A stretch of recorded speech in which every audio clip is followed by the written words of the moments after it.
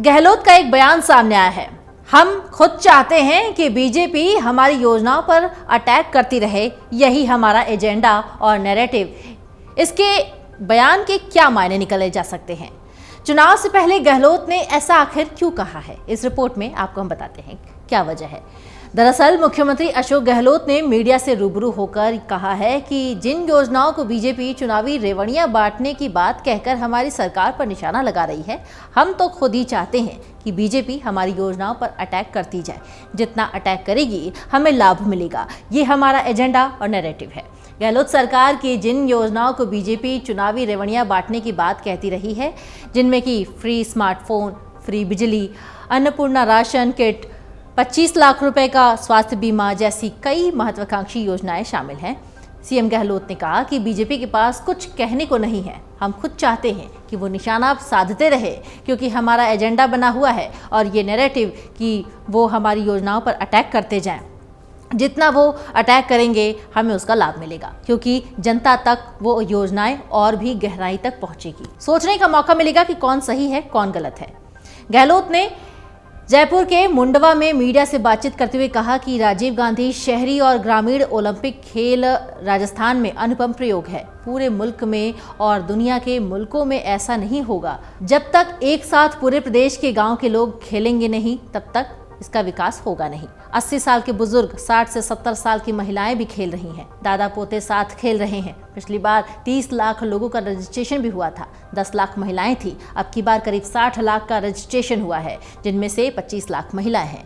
CM Gehlot ने कहा कि पहले मैंने कहा था कि आप मांगते मांगते थक जाओगे, मैं देते देते नहीं थकूंगा, लेकिन अब चुनाव आने वाले हैं और 45 दिन बाद आचार संहिता लागू हो जाएगा। खूब मांग लिया लोगों ने, इसलिए मैंने कहा है कि अब मैं गारंटी देना चाहता हूँ।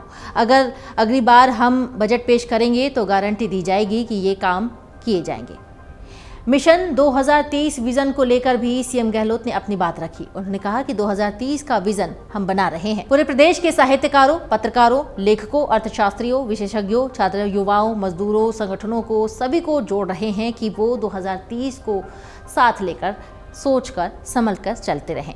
राजस्थान में और उनके फील्ड में क्या क्या होना चाहिए ये भी जाने। हम चाहते हैं कि अग्रणी राज्यों में राजस्थान भी 2030 तक पहुंचे। सीएम गहलोत ने कहा कि इनकम हैप्पीनेस इंडेक्स अर्थव्यवस्था है।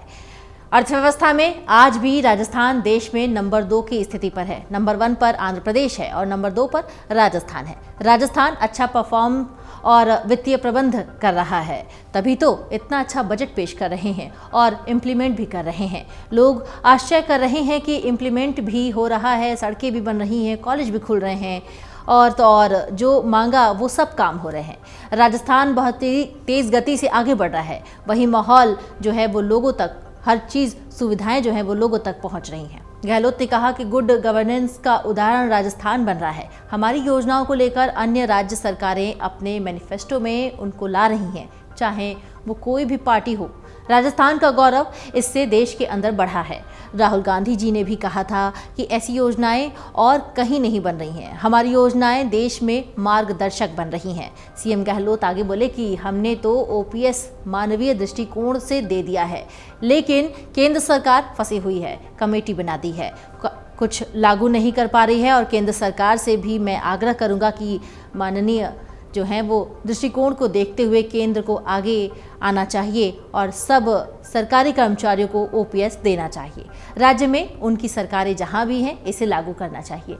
इन सब के बीच गहलोत की सबसे बड़ी बात बीजेपी के नैरेटिव को लेकर उन्होंने कही है और कहा है कि हम चाहते हैं कि बीजेपी हमारी योजनाओं की आलोचना करती रहे।